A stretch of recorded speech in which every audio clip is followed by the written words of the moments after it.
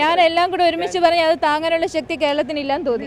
ഒരിക്കൽ എനിക്ക് ഭയമുണ്ടോ എന്ന് ചോദിച്ചാലുണ്ട്. പേഴ്സണലി എനിക്ക് എൻ്റെ ലൈഫിനെ പറ്റി, എൻ്റെ ലൈഫിൻ്റെ കാര്യത്തിൽ എനിക്ക് ത്രെട്ടുണ്ട്, എനിക്കതിൽ ഭയമുണ്ട്. രണ്ട്, ഞാൻ പറഞ്ഞു കഴിഞ്ഞാൽ പലരുടെയും കുടുംബം നശിക്കുമോ എന്നുള്ള റീതിങ്കിങ് ഉണ്ട്. എൻ്റെ ലൈഫോ ഇല്ലാതെ സ്പോയിൽ ആയതാണ്. ഞാൻ ഒത്തിരി കാര്യങ്ങളെ പറ്റി ചിന്തിച്ചിട്ടാണ് ഞാൻ ഒരു ഡിസിഷൻ എടുക്കുന്നത്. പണ്ട് ഞാൻ പല കാര്യങ്ങളിലും എടുത്ത് ചാട്ടത്തിൻ്റെ പുറത്ത് എടുത്തിട്ടുള്ള ഡിസിഷൻസ് പലതും മിസ്റ്റേക്ക് ആയിട്ടുണ്ട്. ഞാൻ വളരെ ആലോചിച്ച് വളരെ സീനിയർ ആയിട്ടുള്ള പല ഒഫീഷ്യൽസും പല അഡ്വക്കേറ്റ്സും ലീഗലായിട്ടുള്ള അഡ്വൈസേഴ്സുമായിട്ടൊക്കെ തിങ്ക് ചെയ്തിട്ടാണ് ഞാൻ ഒരു കാര്യം ഇപ്പോൾ സംസാരിക്കുന്നത്. അത് എന്നെ സേവ് ചെയ്യാതെ, ഞാൻ നേരത്തെ പറഞ്ഞു, എന്നെ സേവ് ചെയ്യാതെ ഞാൻ ആരെയും സേവ് ചെയ്യാൻ ഉദ്ദേശിക്കുന്നില്ല. ഒന്ന് വെയിറ്റ് ചെയ്യാൻ ഞാൻ പറഞ്ഞു. ഞാൻ ഓരോരോ കാര്യങ്ങൾ സംസാരിക്കുന്നത് ഓരോരുത്തരെ പറ്റിയിട്ടാണ് ഞാൻ പറയുന്നത്. അല്ലാതെ എല്ലാവരും കൂടെ ഒറ്റ ഇൻസ്റ്റൻറ്റിൽ ഇപ്പം സംസാരിച്ച് ഞാൻ ഇങ്ങനെ ഒരു ചർച്ചാ വിഷയം ആകാൻ ആഗ്രഹിക്കുന്നില്ല. ഒരാളെ പറ്റി സംസാരിച്ച് നിങ്ങൾ അതിൻ്റെ കാര്യങ്ങൾ മനസ്സിലാക്കുക. അപ്പം മറ്റുള്ളവരെ പറ്റി സംസാരിക്കുമ്പോൾ അതിനൊരു സമയം കിട്ടും. നിങ്ങൾക്ക് ആൾക്കാരെ പറ്റി മനസ്സിലാക്കാനുള്ള സമയം. എന്നെ സഹായിച്ചു എന്ന് പറയുന്നത് എൻ്റെ പേഴ്സണൽ ലൈഫിൽ ഒത്തിരി പ്രശ്നങ്ങളുണ്ടായിരുന്നു. എൻ്റെ സുഹൃത്തുക്കളുടെ കൂട്ടത്തിൽപ്പെട്ടതാണ് ശരിക്കും പറഞ്ഞാൽ ക്ലിഫ് ഹൗസിൽ വർക്ക് ചെയ്തിരുന്നവർ. അതിനെപ്പോലെ നിങ്ങൾ ഒത്തിരി പേര് ഈ പറയുന്ന മുഖ്യമന്ത്രിയുടെ ഓഫീസ്, ക്ലിഫ് ഹൗസ് എല്ലാം ഇതിനകത്ത് വലിച്ചഴിക്കപ്പെട്ടിട്ട് ഏറെ നിങ്ങൾ കല്ലെറിഞ്ഞ്, നിങ്ങളെന്ന് പറയുന്നത് ഞാൻ പബ്ലിക്കിനെയാണ്, മാധ്യമപ്രവർത്തകരെയല്ല, കല്ലെറിഞ്ഞ ഒരു വ്യക്തിയാണ് മുഖ്യമന്ത്രി എന്ന് പറയുന്നത്. അദ്ദേഹം യഥാർത്ഥത്തിൽ എന്താ ചെയ്തത്? ഒന്നും ചെയ്തു തന്നിട്ടില്ല.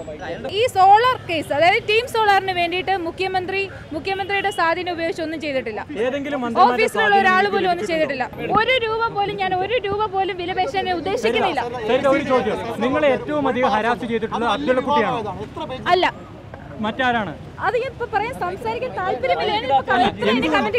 നിങ്ങൾ അബ്ദുള്ള കുട്ടിയെ മാത്രം തിരഞ്ഞെടുത്തു എന്നാണ് ചോദ്യം. അതിന് ഞാൻ കാരണം പറയാം. ഈ ജയിലിൽ നിന്ന് ഇറങ്ങിയതിന് ശേഷം അബ്ദുള്ള കുട്ടിയുടെ ആൾക്കാർ എൻ്റെ ലൈഫിൽ ത്രെട്ട് പറഞ്ഞപ്പം, അതായത് വേറെ ഒരൊറ്റ മനുഷ്യർ പോലും എന്നെ ഡയറക്റ്റായിട്ട് അപ്രോച്ച് ചെയ്യുകയോ എന്നെ കോൺടാക്ട് ചെയ്യാൻ ശ്രമിക്കുകയോ ചെയ്തില്ല. പക്ഷേ അബ്ദുള്ള കുട്ടിയുടെ പാർട്ടി ബേസിലുള്ള 1-2 പേര് അബ്ദുള്ള കുട്ടിയുടെ പേര് എന്തെങ്കിലും നിങ്ങൾ പറയുകയാണെന്നുണ്ടെങ്കിൽ നിങ്ങളുടെ ലൈഫിന് ത്രെട്ടാണെന്ന് പറഞ്ഞു. സോ യെസ്, അവരുടെ പാർട്ടി നേതാക്കളെന്ന് പരിചയപ്പെടുത്തിയ വ്യക്തികളാണ് എൻ്റെ അഡ്വക്കേറ്റിനെ വിളിച്ച് പറഞ്ഞത്. So I want to prove, challenge ചെയ്യാൻ എനിക്ക് ആഗ്രഹം ഉണ്ടായിരുന്നു. കാര്യം ഞാൻ പറയുകയാണെങ്കിൽ ഇയാൾ എൻ്റെ ലൈഫ് എടുക്കുന്നെങ്കിൽ എടുത്തോട്ടെ. ഇഷ്ടം പോലെയുണ്ട്. ശരിക്കും പറഞ്ഞാൽ 26 പേജുള്ള മൊഴി എന്ന് പറയുന്ന ഒരു സാധനമില്ല.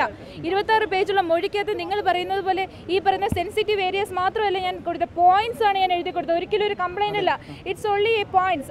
ഞാൻ നേരത്തെയും പറഞ്ഞു കഴിഞ്ഞു, ഫെനി ബാലകൃഷ്ണന് എൻ്റെ കമ്പനിയുമായിട്ട് ഡയറക്റ്റ് ലിങ്കും ഉണ്ടായിരുന്നില്ല. അപ്പോൾ ഫെനി ബാലകൃഷ്ണൻ എന്ന് പറയുന്ന അഡ്വക്കേറ്റിന് ഞാൻ എൻ്റെ കമ്പനിയിൽ എന്തൊക്കെയാണ് സംഭവിച്ചത്, എൻ്റെ ലൈഫിൽ എന്തൊക്കെ പോയിന്റ്സിലൂടെ ഞാൻ കടന്നുപോയിട്ടുണ്ട്, ഇൻക്ലൂഡിങ് ഈ പൊളിറ്റിക്കൽ സെൻസേഷൻ ആയിട്ടുള്ള കാര്യങ്ങളും കൂടെ ഞാൻ മിക്സ് ചെയ്ത് കൊടുത്തു. പോയിന്റ്സ് മാത്രമാണ്, ഇറ്റ്സ് നോട്ട് എ സ്റ്റേറ്റ്മെന്റ്. അതൊരു കംപ്ലൈന്റ് ആയിരുന്നില്ല.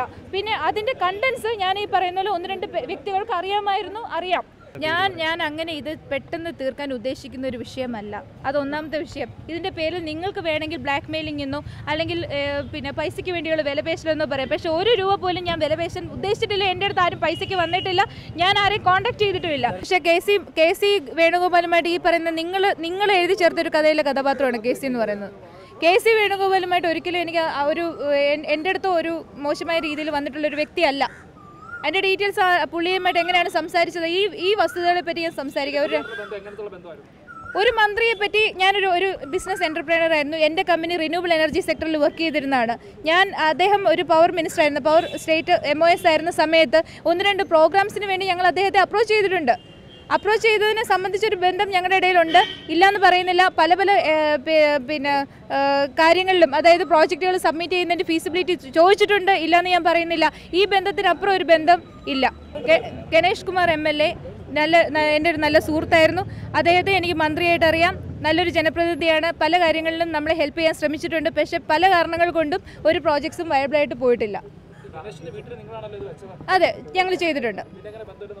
ബന്ധം അങ്ങനെ ഒരു ബന്ധമാണോ എല്ലാവർക്കും ഉള്ളത്? അങ്ങനെയാണെങ്കിൽ ഒരാൾ ഒരു കടയിൽ നിന്ന് ഒരു സാധനം വാങ്ങിച്ചാൽ, ഒരു ബൈക്ക് വാങ്ങിച്ചാൽ ബൈക്കുകാരനും ആ വീട്ടിലെ വുമണുമായിട്ട് ബന്ധം ഉണ്ടാവുമോ?